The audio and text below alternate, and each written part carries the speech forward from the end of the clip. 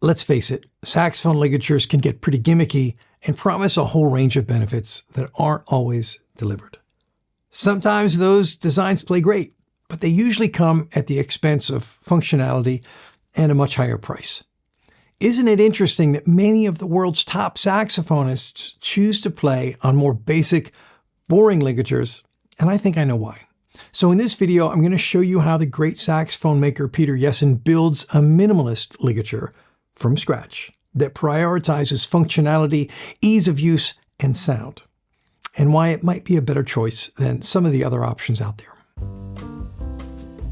Peter starts the process with a pencil and paper.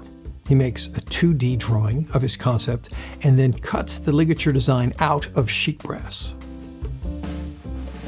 The cutout is first annealed. This is where it gets heated up very hot to soften the metal and make it more pliable for shaping. It's important to note that this ligature uses the same material as the body of the saxophone. It's quite a bit thicker, measuring 0.7 millimeters, while typical ligatures are 0.4 or 0.5 millimeters thick. That extra thickness is key to how it's going to play. Once the metal is red hot, we're ready for the next step.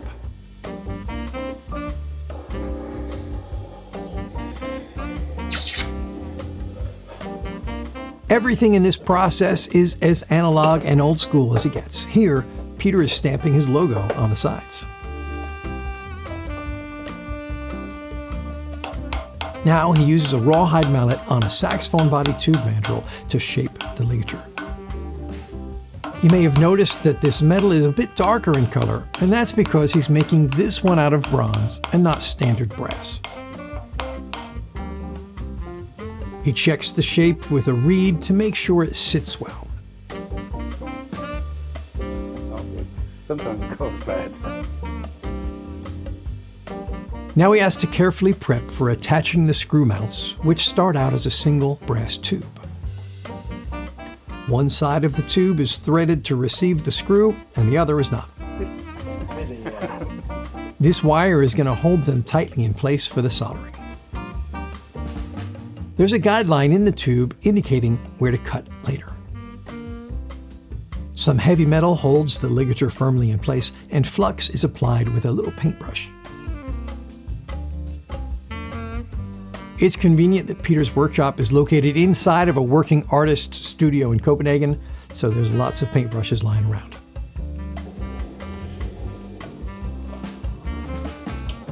And yes, that is a Lazy Susan. Time to turn up the heat and apply the silver solder. Peter makes the process look easy, but I assure you it takes very skilled hands and a lot of experience to do this well.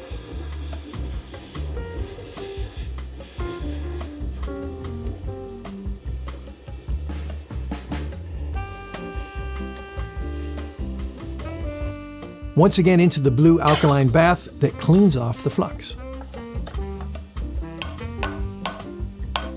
Now that the ligature is temporarily a solid ring, Peter does some more fine-tuning to the shape.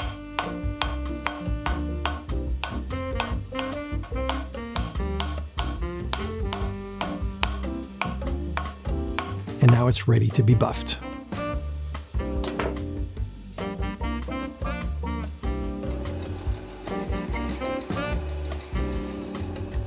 This process is going to smooth out all of the rough edges. On the inside, this is particularly important as we don't want the ligature to scratch up our mouthpiece.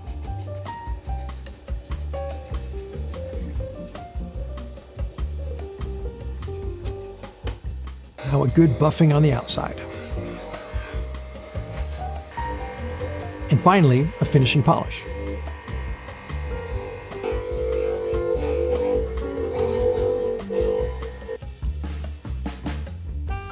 This special jig holds the ligature in place for a precise cut along the guideline.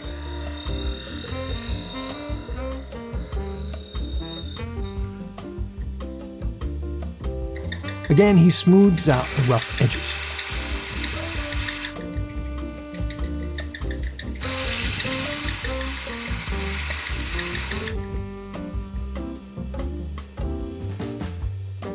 We're almost done, but first, some hand filing finishing touches.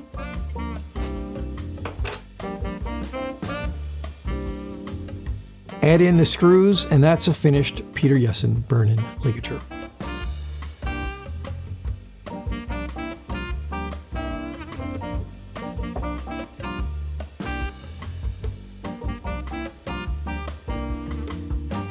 Now let me tell you why I've been playing on Peter's handmade ligatures for many years. First of all, I've known Peter for a long time because I worked alongside him at the same legendary repair shop, IK Gottfried in Copenhagen 25 years ago. Peter taught me the fine art of the highest level of saxophone repair, and apart from being one of the top sax repair technicians in the world, Peter is also the inventor of the G mezzo soprano saxophone, of which he has made 20 from scratch entirely by hand in his workshop. I have number 20, and you may have heard me playing on it here and there on this channel. I'm working on a video all about this amazing and very unique saxophone, so keep an eye out for that. Peter also makes great mouthpieces and saxophone necks in the same way. Since he's a great player, he can come up with his own idea of how gear can help us achieve the sound we're aiming for.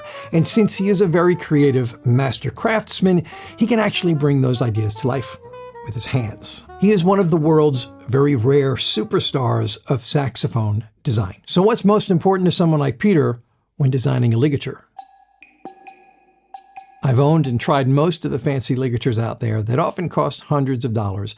And the one thing they usually have in common is that they slip out of place when you adjust your mouthpiece or just put it on the neck.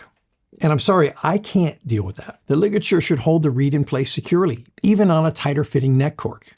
I can't risk my reed moving in the middle of a performance. In my experience, often the more expensive a ligature is, the more delicate, finicky, and likely to slip it becomes, unfortunately. Peter feels the same way as I do, and that's why he designs his ligatures to hold the reed securely on the mouthpiece, allowing the player to adjust all they want without worrying about it slipping out of place. But there's another, even more important reason that I love my Peter Jessen ligatures. I've made many videos in the past comparing saxophone ligatures, and the conclusion has always been that there is not a huge difference in the sound the listener hears from one ligature to the next, even in the most extreme examples. There are subtle differences in how ligatures sound and respond, but they are more apparent from the player's perspective. So here are the sound variables I've noticed after doing countless ligature comparisons. Ligatures can influence our sound on a dark to bright scale. Sometimes you might want a darker, more covered vibe, and sometimes you might want a brighter, more brilliant vibe.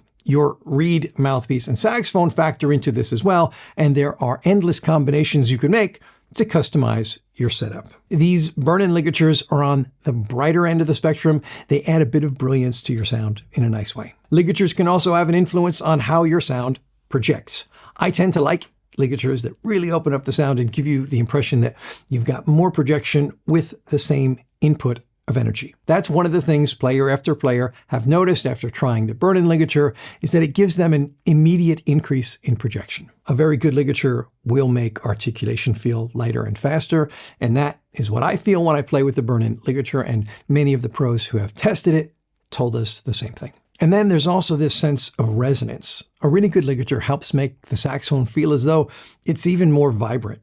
This is something you can feel as a player, but listeners might not hear it so much. And here is where the thicker body tube brass likely comes into play. The burn-in ligature gives a nice sense of increased resonance when you play it. Yes, there are other things under your control that have a much bigger impact on your sound than the ligature. Player, reed, mouthpiece, and saxophone in that order. But here's the thing. Every saxophonist needs a good ligature. It's an essential part of the whole sound production chain.